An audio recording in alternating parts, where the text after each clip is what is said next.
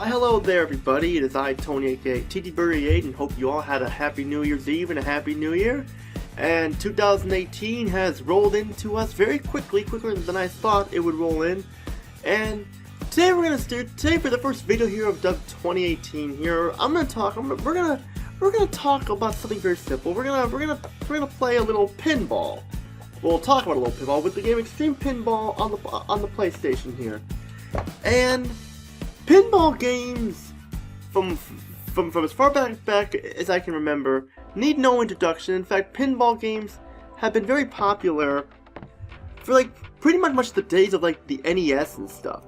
I mean, there's not really much to say about pinball games here that hasn't already been said. But for a game like Extreme Pinball here by Electronic Arts, this game here is definitely worth talking about. And what is there to say about this? Well, in this game you have four pinball tables to play on, like Rock Makers, Urban Chaos, Monkey Mayhem, and Medieval Knights, all with their own theme. Like Medieval Knights is a medieval theme, Rock Makers is pretty much a rock and roll band theme, Urban Chaos is like a cop chase like theme, and Monkey Mayhem is kind of a combination of like a zoo, a space monkeys, and like kind of like an amusement park all in one. All four of them play differently and stuff, and like they're pretty much feel like, even though they play differently, feel like you're playing on the same table. But like this game has not really aged well compared to modern pinball games like that, and pinball games that came out later, like True Pinball on the PlayStation and stuff like that. But for a game that came out in for a game that came out in 1996, this was ahead of its time. I mean, you could not get a better pinball game than this. And I'll admit right now that it's a great pinball game, but however, it does have some problems with it. First off, one of my main problems with this game is that the load times are really long. The load times are so long that they take like at least up to like at most a minute to load.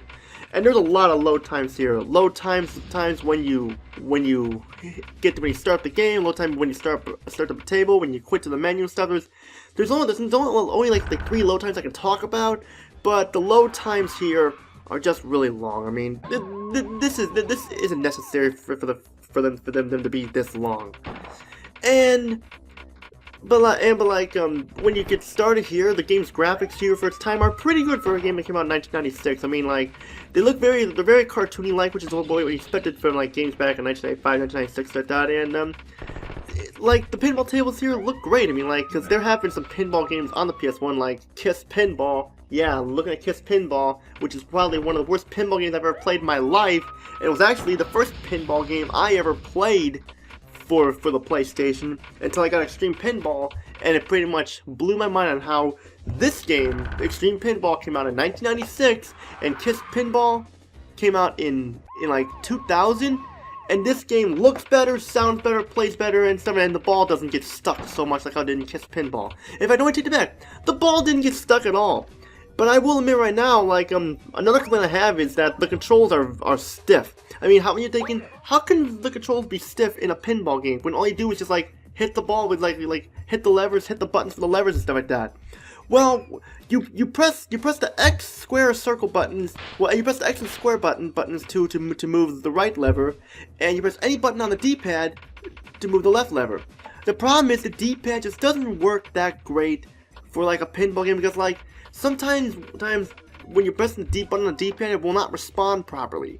But besides that, though, I forgot to mention that the circle button is the one that shoots the ball up, and that's pretty much it for the controls. For sound, there's not much to say. It's basically just like the sounds from the pinball machine, like and some background music and stuff, and that's basically all it is. So there's not much really to say about the sound. But for like gameplay, like I pretty much basically said everything there is about the gameplay. Like it's a basic pinball game with just 4 different tables, and that's basically what it is. However, once you've seen the 4 pinball machines, there's not really much else. So this game does not really have much replay value to it, but I can forgive it because it was made in 1996, and a lot of games that were pinball-like and stuff, a lot of pinball games are kind of short like this. But at least it has more tables, unlike Kiss Pinball only had 2 of them, and they both sucked big time. But I'm gonna give it only being 4 tables, because this was made in the mid-90s, and I felt like it was perfect the way it was. And is there anything else to say about this? No, not really. So let's get to my final rating here already. Extreme Pinball is a great pinball PlayStation game, but you do have to deal with long load times and some stiff control at the time. But if you can look past this stuff, you got yourself a pretty good pinball game. And I'll be giving this an 8.5 out of 10. That's all I gotta say. This is Tony aka TTBurger 8. Peace out and have a great day.